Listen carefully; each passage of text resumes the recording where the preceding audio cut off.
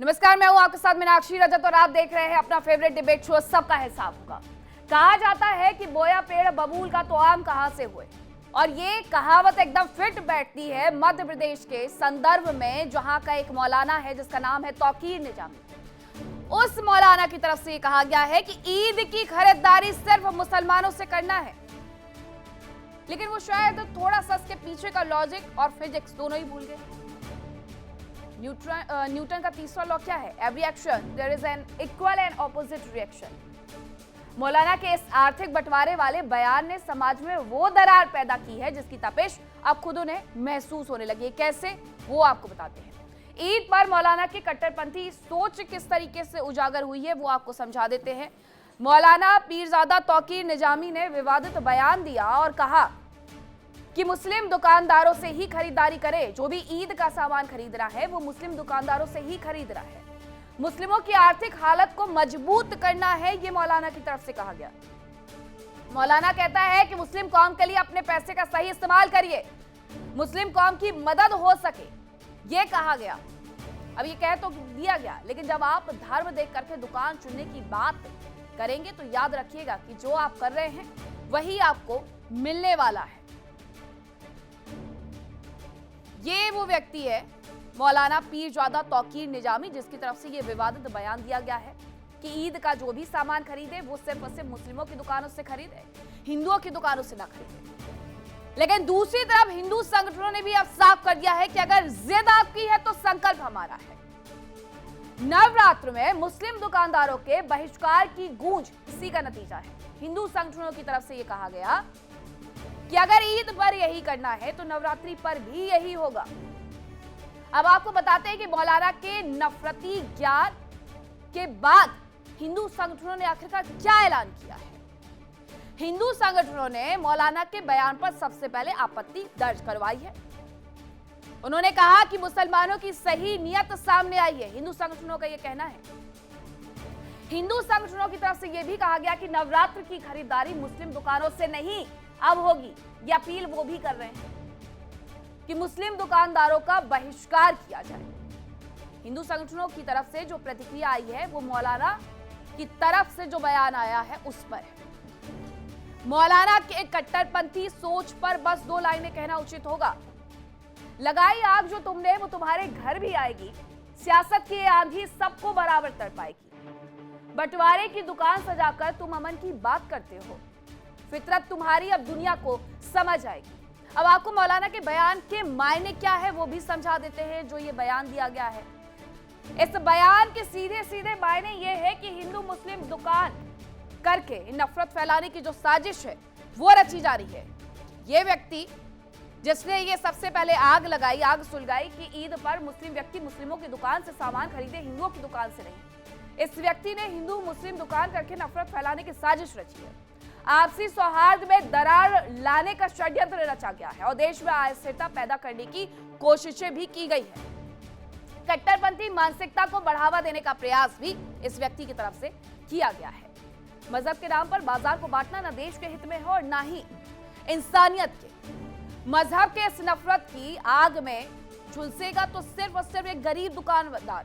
उसे क्या लेना देना है कि मेरी दुकान से आकर के कोई हिंदू सामान खरीदता है या मुस्लिम सामान खरीदता है। और वो गरीब दुकानदार एक हिंदू भी हो सकता है, मुसलमान भी हो सकता है, लेकिन इस तरीके के लोग समाज में रह करके सिर्फ और सिर्फ समाज में धार्मिक उत्पात मचाने का प्रयास करते हैं, उन्माद फैलाने की कोशिश करते हैं। और यही किया गया मौलाना की तरफ से। एक दुकानदार चाहे वो हिंदू हो मुसलमान हो, उसे इस बात से कोई फर्क नहीं पड़ता है कि उसकी दुकान पर आकर के सामान खरीदने वाला ग्राहक किस धर्म का है, किस जात का है, किस मजहब का है, उसे इस बात से कोई लेना देना नहीं है।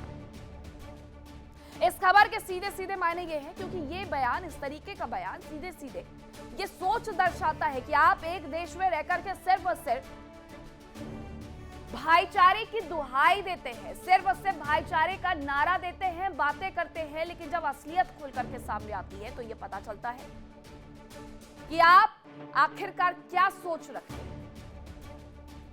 इस व्यक्ति की, इस मौलाना की जो सोच है वही इससे जग जाहिर हुई है। इसी पर करेंगे चर्चा, लेकिन उसके पहले आज का जो बड़ा सवाल है वो मैं आपको बताती हूँ। सवाल यह है कि देश में मौलाना के जिहादी मानसिकता पर आखिरकार अंकुश कब लगेगा, ये सबसे बड़ा सवाल है कि ये जो इस तरीके की सोच आ रही है सामने, कभी किसी मुद्दे पर, कभी किसी मुद्दे पर, कभी भारत माता की जय नहीं बोलेंगे, कभी वंदे मातरम नहीं गाएंगे, कभी राष्ट्रगान के वक्त पर खड़े नहीं होंगे। ये एक ही राष्ट्र में रहकर के दो विचारधाराएं क्यों? ये राष्ट्र को बांटने वाली दो विचारधाराएं क्यों? सवाल ये है। ये जो जिहादी मानसिकता एक बार फिर से खुल करके सामने आई है, उसी पर ये बड़ा सवाल है। अब इसी पर करेंगे चर्चा की शुरुआत। कौन कौन से मेहमान मेरे साथ जुड़ रहे हैं आपका परिचय करवाती हूँ। मेरे साथ जुड़ रहे हैं डॉक्टर एच.एस. रावत, हिंदू धर्मगुरु, महामंडलेश्वर स्वामी अनिलानंद महाराज, अध्यक्ष है अखिल भारतीय संत समाज के। इसके साथ ही मौलाना नसीम उल हक, मुस्लिम स्कॉलर, मौलाना नजीम अशरफी, मुस्लिम स्कॉलर, राहुल तालान, राजनीतिक विश्लेषक, और शेखर कुमार, राजनीतिक विश्लेषक। तमाम मेहमान मेरे साथ मौजूद भी है। मौलाना नजीम अशरफी, सबसे पहले मैं आपके पास आती, लेकिन उसके पहले मौलाना नसीम उल हक, मैं आप ही से ये सवाल लेना चाहूंगी, आप ही से ये पूछना चाहूंगी कि अगर इस तरीके की सोच समाज में आने लगेगी तो सीधी सी बात यह है कि धर्म के साथ साथ बहुत कुछ प्रभावित होगा। क्या जरूरत ये कहने की कि ईद पर मुस्लिमों की दुकान से ही सामान खरीदो, हिंदुओं की दुकान से मत खरीदो? अरे जो दुकानदार है उसे ग्राहक के धर्म से कोई लेना देना होता है भला?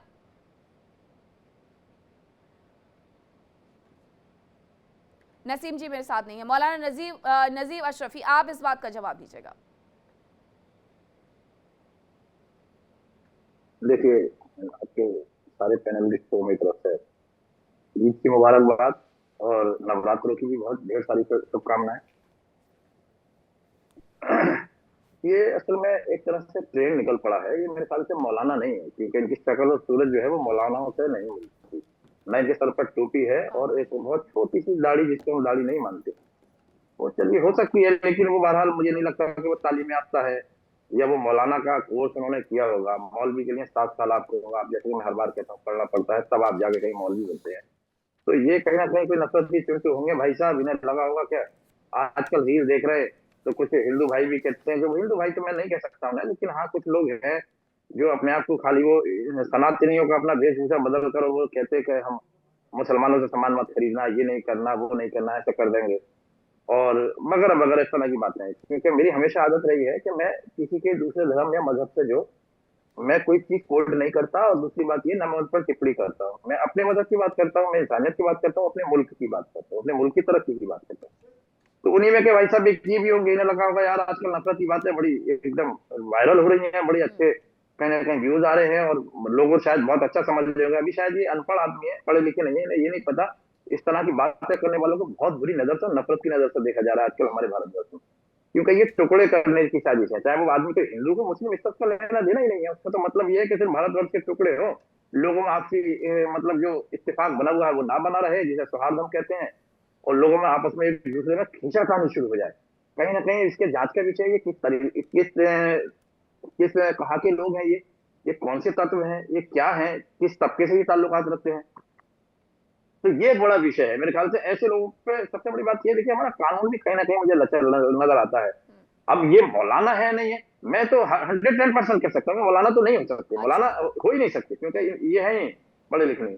लेकिन कहीं ना कहीं ये ऐसे लोग हो, वो चाहे रील देख रहे हो, चाहे कोई इंस्टाग्राम पे देखा हो, कोई वीडियो देखी हो, उन्होंने कुछ भी देखा हो, तो इस तरह के लोगों को पुलिस चिन्हित करे और चिन्हित करके उन्हें ना तत्काल मतलब तुरंत फौरी तौर पर उन पर कार्रवाई हो, इनसे पूछताछ हो, जांच हो कि आपको कौन पैसे देता है इस तरह की बातें करने के लिए, कौन इस भारतवर्ष के टुकड़े टुकड़े देखना चाहता है, कौन ऐसा हमारा मुखालिफिन है, कौन कौन है जो हमारे भारतवर्ष की उनकी सुंदरता खूबसूरती नहीं देखी जाती। देखिए सब लोग ऐसे नहीं है, लोग कह देते हैं, मुसलमान भी कह देते हैं कि नहीं हिंदुओं में उसने इस तरह से कहा, इस तरह से कहा, वो बड़ी गलत बात कर रहे हैं। ऐसा नहीं, मानवता भी है, हमारे भारत वर्ष की मानवता कहीं नजर नहीं आती, बड़ी खूबसूरती है, बड़ी सुंदरता है। तो मैंने देखा होगा कि जैसे दीपक मोहम्मद, आप नहीं जानते कि ये कौन है कौन नहीं है, मैं आपको बता देती हूँ, ये AIMIM के नेता भी हैं। AIMIM के नेता होने के साथ साथ ये मौलाना भी हैं। आप भले इस बात से इनकार कर दें, लेकिन ये कोई छोटा मोटा नाम नहीं है। इस व्यक्ति के बारे में हर कोई जानता है, और मध्य प्रदेश की राजधानी भोपाल से जैसे ही ये खबर आती है, उसके बाद शेखर कुमार जी चर्चाएं भी शुरू हो जाती है, और इस बयान का कोई समर्थन तो करते हुए बिल्कुल नजर नहीं आएगा कि आखिरकार जब एक अच्छा खासा आपका त्योहार आ रहा है, तो उसके पहले आपको इस तरीके से कमेंट करने की क्या आवश्यकता आन पड़ी?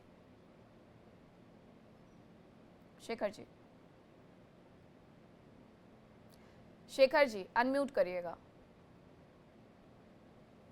मीनाक्षी जी, आज के प्रोग्राम का आपने जैसे बड़े नपे तुले शब्दों में इंट्रोडक्शन दिया, जिस तरीके से भूमिका रखी, वो पूरे देश के लिए आज समझने वाली बात है।